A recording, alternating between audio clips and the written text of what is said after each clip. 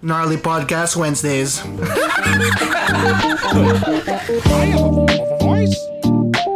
My voice. Well, I actually want to talk more about, yo-yoing, of course, but I want to talk more about the tournaments. Because I mentioned earlier you were a 13-time national champion. Yeah. So you're actually there are divisions, right? There's like you mentioned to me earlier before we started recording. There was a 1A, 2A, 3A, until 5A, right? So can you tell us about that? Tell us something about that, because normally people just know about yo-yos where they just put the string in their finger and just play with it, up and down, up and down, long sleeper, those other basic tricks. But how about the divisions? Because not many people know about that. Yeah. Well, yo-yoing kind of evolved into a sport. I think way back in the early 1980s. Okay. And then I think it was late 1990s when they had the World Yo-Yo Contest. This is where the formal establishment of the different categories of yo-yo play was formed. Okay, well, and I believe Filipinos are also involved in that. That's true. Yeah.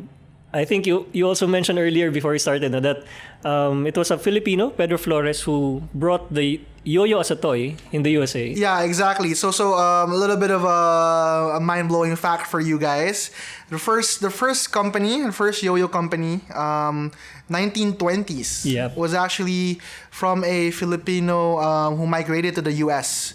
And they started, I believe, with just a dozen. I checked, a dozen toys, and then during the span of their existence, and all towards the end, they had like over 2 warehouses, right? And like 600 employees. Wow. And then you research more. Definitely. I had the research, bro. I didn't know about the warehouses and stuff. They started very small, just a dozen, and then they just evolved and did their thing until they became so big that and then Duncan came in, right? Yeah, You mentioned earlier, which That's, I didn't know. The Donald Duncan. He's the owner of Duncan Toys. So I think Pedro Flores sold the rights to Donald Duncan, but I think Pedro Flores worked with Donald Duncan and some other Filipinos to perform yo-yo tricks around the USA. Okay, so it's safe to say that in terms of yo-yo in general, the Filipino is actually very important in like forming or making. I think Filipinos are deemed as an important figure in the yo-yo community because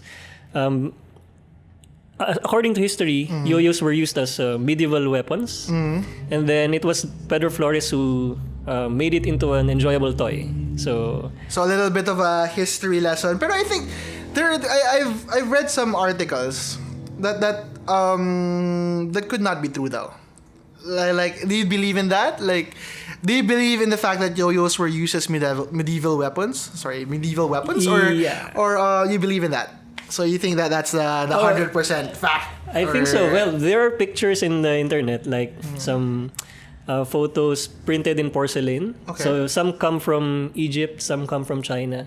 Sabi nila before, yo-yos were like long ropes with stones on the end and with spikes, which people from top of the trees would just swing so they can hurt like other animals or people. Well, I actually researched something about that as well. Okay. I want to hear it.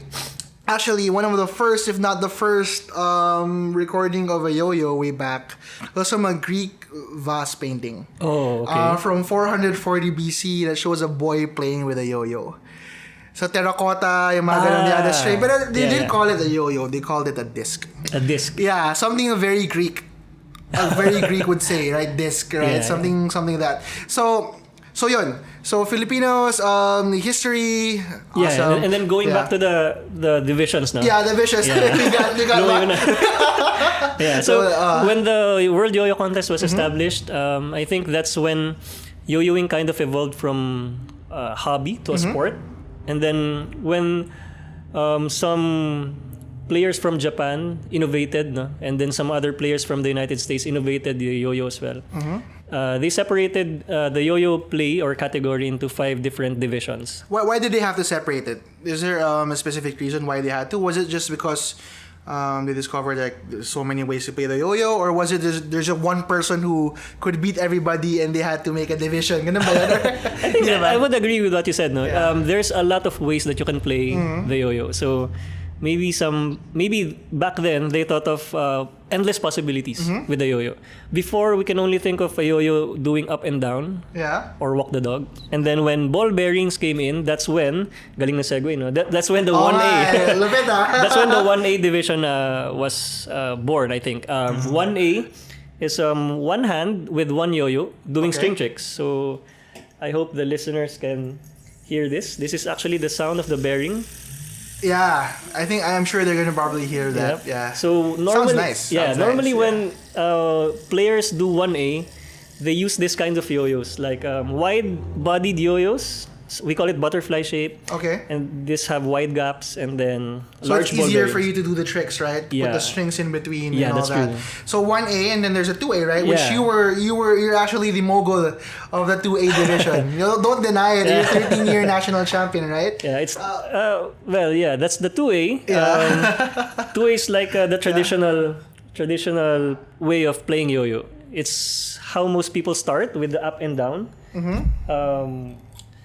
I think I cannot make it sound nice during the recording, but basically it's two yo-yos doing looping tricks.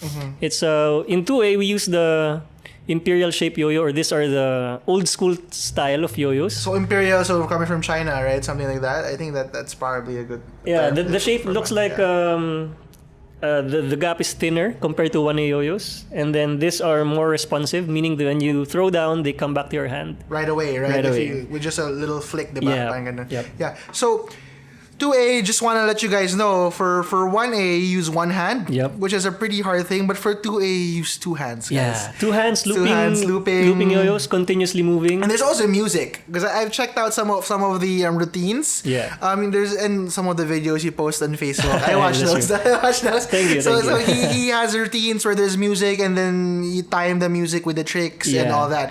So may 3A, any 3A. 3A is just like 1A, but with both hands. So it's like playing two-handed 1A. So you do string tricks. Then we have 4A. 4A is what we call the off-string division.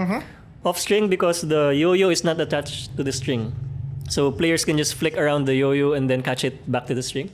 And then the last one is the 5A. In this division, the string is not attached to the finger, so you can put any counterweight at the end of the string. So normally we use dice or rubber ball. So it's just any dice. You could just use any dice. There are specialty dices nowadays. Some are companies that are solely making dices for yo-yos. For yo-yos. Yeah. Okay. And what's the most difficult division to play in? Okay. Coming from you, the 2A guy. Yeah. So we can say 2A. It's fine. Yeah, what do that's you true. think? 2A. 2A Well, is the most difficult. Is that? I would say it's the most difficult because it has the most. It has the steepest learning curve. Okay. It's like just learning the basics took me around 1 to 2 months. That's just the basic That's a looping. while. That's a long time. If a person doesn't have that commitment or dedication to learn even just the basic, I think they wouldn't progress. So that's why I would say 2A is the hardest because even the basics would take you weeks or months to master. Yeah. I have a voice. My voice.